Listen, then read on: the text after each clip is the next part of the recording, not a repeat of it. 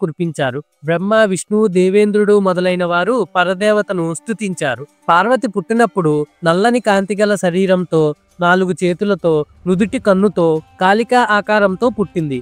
అది చూసి మేనక ఆమెను మామూలు మానవ శిశువు రూపం ధరించమని వేడుకుంది.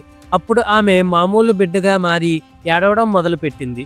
తనకు కుమార్తె కలిగిందన్న వార్త విని హిమవంతుడు చాలా సంతోషించి పూజారులను, బ్రాహ్మణులను వెంటబెట్టుకుని పురిటింటికి వచ్చి పచ్చకర్పూర దీపాలు వెలిగింపజేసి, కస్తూరి నీరు చల్లించి, నాట్యాలు, పాటలు ఏర్పాటు చేసి, బ్రాహ్మణుల చేత ఆశీర్వాదం ఇప్పించి, వారికి డబ్బు, ధాన్యం, బంగారు ఆభరణాలు, పట్టు వస్త్రాలు ఇచ్చి కొడుకులతోనూ కూతురితోనూ సంతోషంగా జీవించడం మొదలుపెట్టాడు. పార్వతి నెమ్మదిగా పెరిగి పెద్దదవుతుంది. ఆమె స్నేహితురాలతో ఆడేది. కోపంతో ఉన్న సింహాలను ఎక్కి కొండలన్నీ తిరిగేది. గుహల్లోనూ ఇసుక తిన్నెల మీద దాగుడు మూతలు ఆడేది. తాను తల్లి అయినట్టు, తన స్నేహితురాళ్ళు పిల్లలైనట్టు వాళ్లకు పండ్లు పంచిపెట్టేది.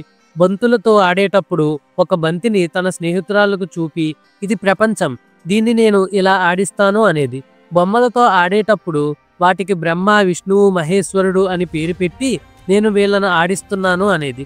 బొమ్మరిల్లు కడుతూ తాను బ్రహ్మనని, దాన్ని కాపాడుతూ తాను విష్ణువునని, దాన్ని కూలదోస్తూ తాను మహేశ్వరునని అనేది. ఈ విధంగా పార్వతీ బాల్యం గడిపి చదువుకోవడం మొదలుపెట్టి అన్ని విద్యలు నేర్చుకుంది. ఆమె ఎప్పుడూ పరమేశ్వరుని ధ్యానిస్తూ, సామగానంతో స్తుతిస్తూ ఎప్పుడూ సంతోషంగా కాలం గడిపేది. అలాంటి సమయంలో స్నేహితురాళ్ళు పార్వతి అని పిలిస్తే పలికేది కాదు. శివాని అని పిలిస్తే వెంటనే పలికేది. ఎప్పుడూ సింహాన్ని ఎక్కి తిరిగేది. అలా తిరిగేటప్పుడు ఒక్కోసారి ఆమె చేతుల్లో విల్లు, బాణాలు, శూలం మొదలైన ఆయుధాలు కనిపించేవి. ఆమె మరొక వాహనాన్ని ఎక్కడం లేదా ఇతర ఆయుధాలు ధరించడం ఎప్పుడూ చేయలేదు.